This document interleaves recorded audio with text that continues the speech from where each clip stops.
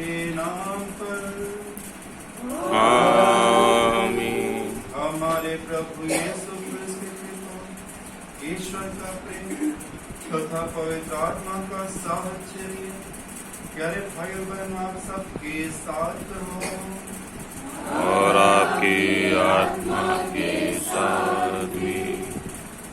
प्यारे भाई और बहनों, हम सभी का ध्येय स्वर्ग राज का होना चाहिए, क्योंकि हम सभी स्वर्ग राज्य के सहभागी होने के लिए बुलाए गए हैं।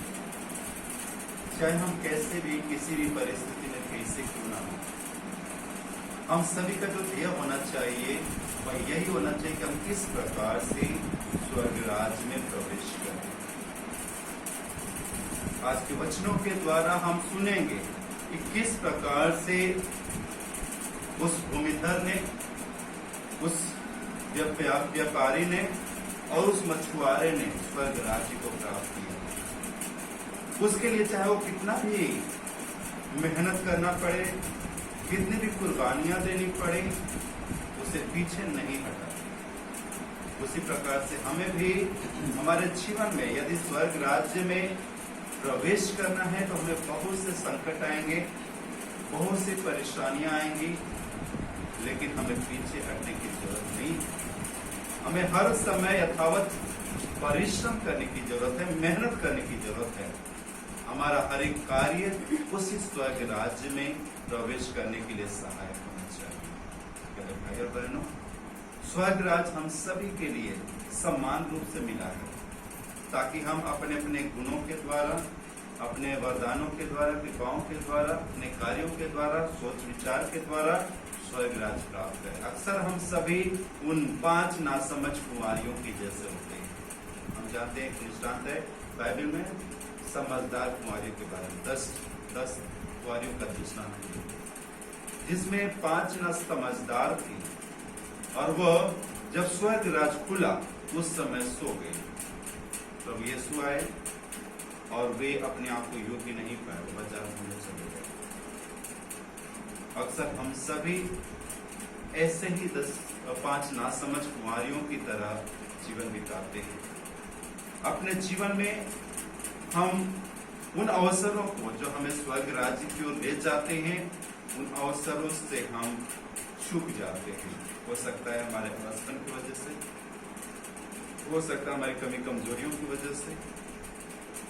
और जब दुल्हा आता है, जब ईश्वर आता है अंतिम न्याय के समय, हम सभी स्वर्ग राज्य में नहीं जा पाते। तो ये प्यारे भाई और बहनों, आज के दिन हम अपने जीवन पर मनन चिंतन करें कि ऐसी कौन सी बात है जो हम सभी को स्वर्ग राज्य में नहीं ले जाने के लिए बाधा है। ऐसी कौन सी बात है जो हमें स्वर्ग राज्य में पहुंचने नहीं देती है। ऐसे कौन सी बातें हैं जो हमें प्रभु से अलग कर देती हैं। आइए प्यारे भाई और बहन, उस समय मनन चिंतन करें। विशेषकर हम अपने जीवन पर मनन चिंतन करें, अपने पापों पर, अपने कमी कमजोरियों का प्रभु से क्षमा मांगे।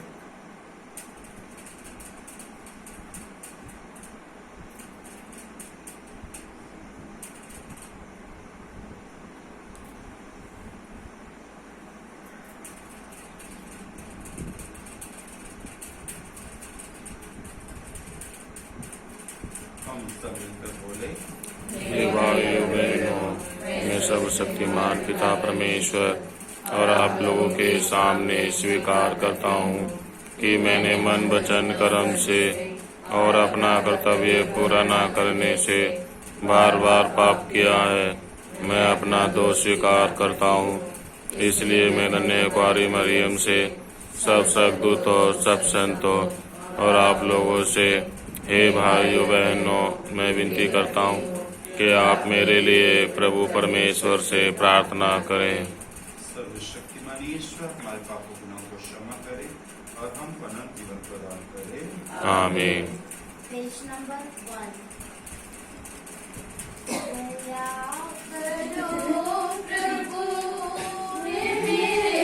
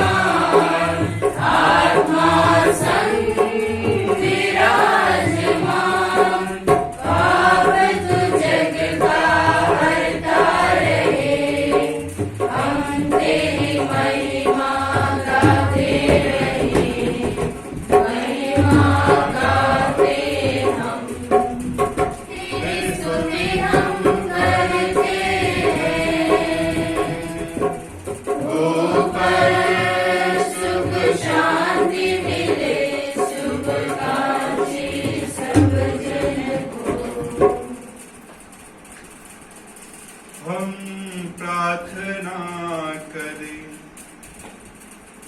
हे प्रभु ईश्वर, अपने भक्तों के रक्षक, तेरे बिना सब कुछ दुर्बल और दूषित है।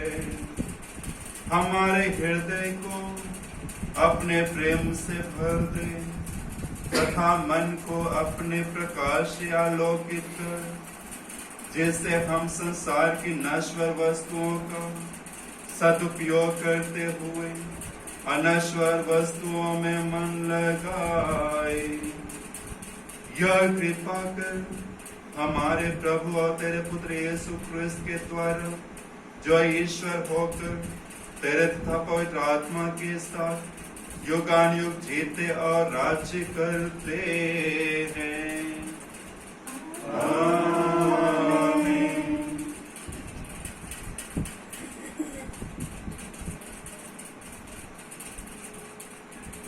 सर्वशक्तिमान ईश्वर आपका आशीर्वाद प्रदान करे, जिससे कि आप योग्य रीति से प्रवचन सुनाएं।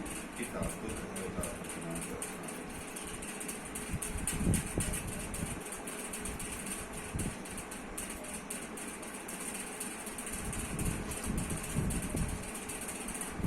पहला पाठ, राजाओं का ग्रंथ। गिबेयोन ने प्रभु रात को सुलेमान को स्वप्न में दिखाई दिया। ईश्वर ने कहा, बताओ मैं तुमको क्या दे दूं?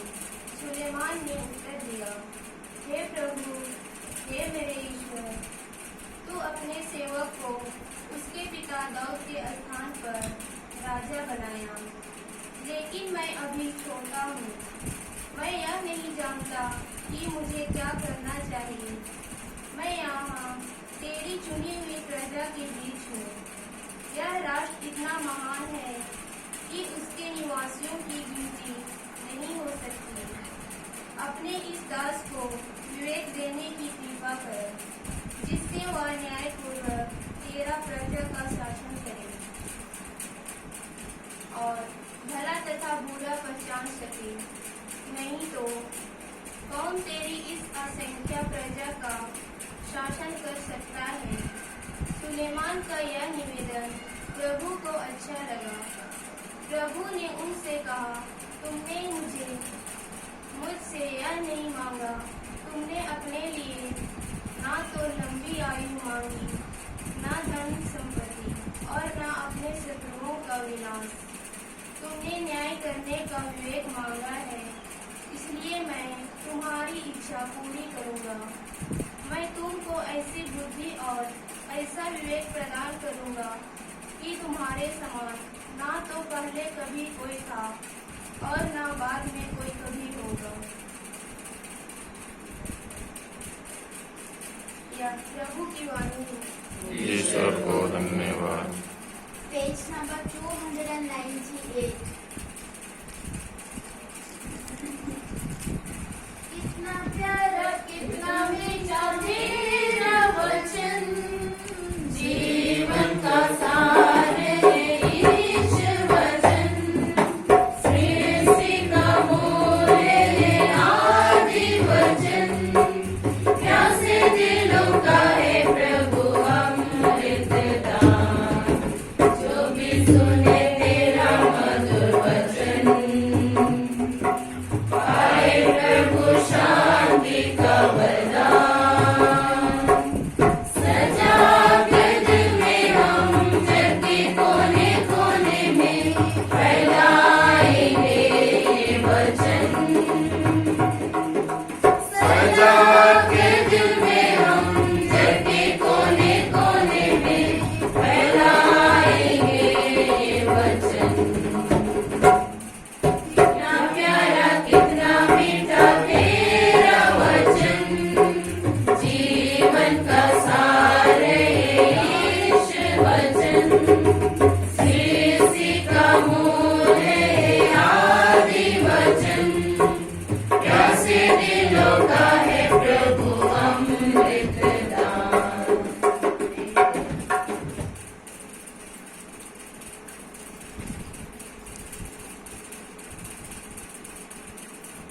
सर्वशक्तिमान ईश्वर आपका श्राप लगाऊं जिससे कि आप योग में प्रभु वचन सुना सके।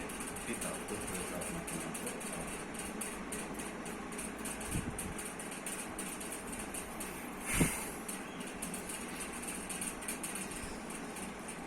दूसरा पाठ रोमियों के नाम संत पौलुस का पत्र।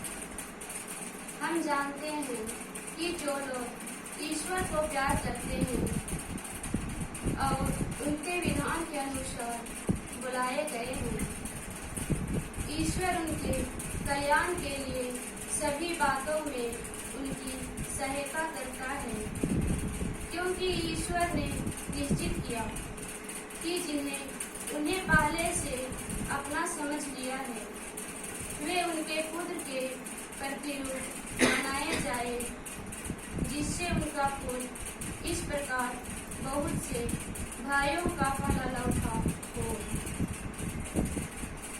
उसने जिन्हें पहले से निश्चित किया उन्हें बुलाया भी, जिन्हें बुलाया उन्हें पाप से मुक्त भी किया, और जिन्हें पाप से मुक्त किया उन्हें महिमान्वित भी किया। यह प्रभु की वाणी है। ईश्वर को धन्यवाद। Page number 80। प्रसन्न मन से प्रभु को गाओ, उसका नाम महान है। प्रभु के कामों के उसका नाम महान है। हालेलुया, हालेलुया,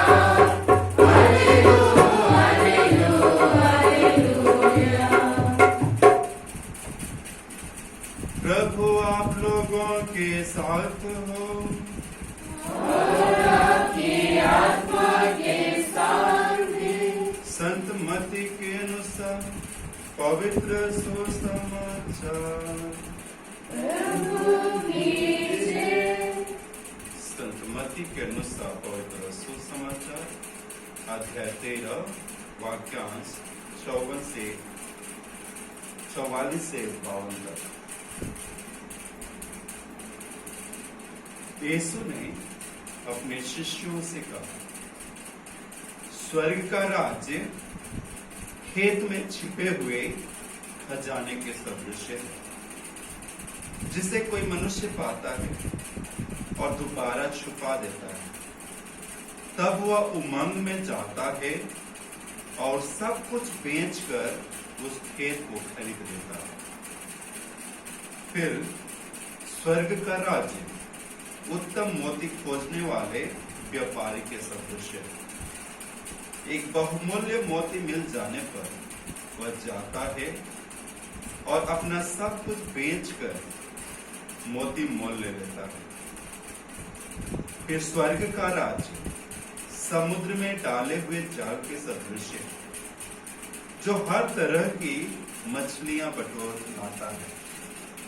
जाल के भर जाने पर मछुए उसे किनारे खींच लेते, तब वे बैठकर अच्छी मछलियां चुन चुन कर बर्तनों में जमा करते और रद्दी मछलियां फेंक देते। संसार के अंत में ऐसा ही होगा। स्वर्गदूत जाकर धर्मियों में से दुष्टों को अलग करेंगे और उन्हें आग के कुंड में झोंक देंगे। वहां वे रोएंगे और दांत पीसते रहेंगे। क्या तुम लोग ये बात समझ गए हो? शिष्यों ने उत्तर दिया, जी हाँ। यीशु ने उनसे कहा, प्रत्येक शास्त्री जो स्वर्ग के राज्य के विषय में शिक्षा पा चुका है, उस गृहस्थ के सदृश है, जो अपने खजाने में से नई और पुरानी चीजें निकालता है।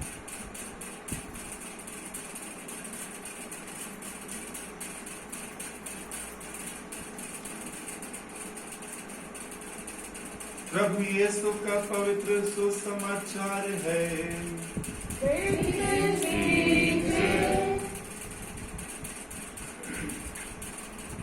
प्यारे भाई और बहनों,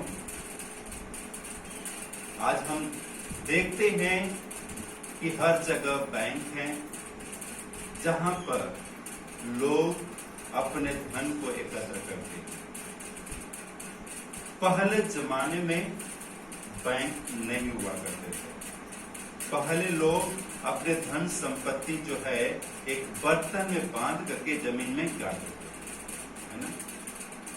बर्तन में बांध करके जमीन में गाड़ देते थे। एक बार ये हुआ कि एक व्यक्ति जो अपने 2 बच्चों से बहुत परेशान होता था। परेशानी का कारण यह था कि उसके दोनों बच्चे जो है बहुत आलसी थे।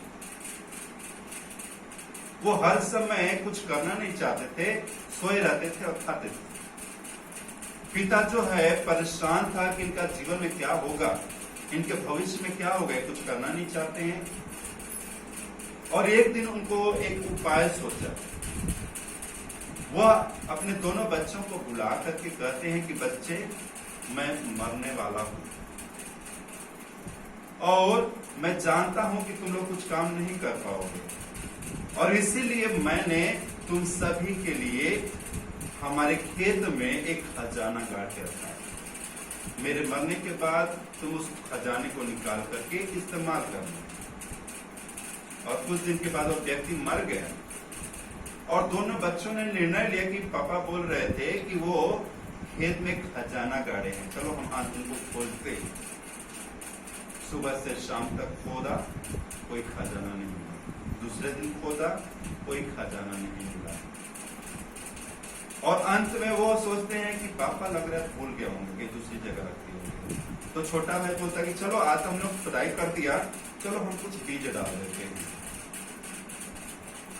और उन्होंने क्या किया, बीज डाल दिया, फसल हुआ और उन्हें अन्न प्रदान हुआ, अन्न प्राप्त हुआ। और वे समझ गए कि पिताजी कौन सी खजाने की बात करते हैं। प्यारे भाई और बहनों, हम भी अपने जीवन में कभी कभी उन 2 नासमझ बच्चों की तरह हैं जो स्वर्ग राज्य के लिए लालायित नहीं होते, स्वर्ग राज्य को प्राप्त करने की कोशिश नहीं करते। प्यारे भाई और बहनों, आज के वचन में प्रभु हमें स्वर्ग राज्य की तुलना 3 चीजों से करते हैं। सबसे पहले प्रभु स्वर्ग राज्य की तुलना जो है उस खजाने से करते हैं जो जमीन में गाड़ा गया है। दूसरा जो है वह मोती से तुलना करते हैं। और तीसरा स्वर्ग राज्य की तुलना उस मछली से करते हैं। प्यारे भाई और बहनों, अक्सर हम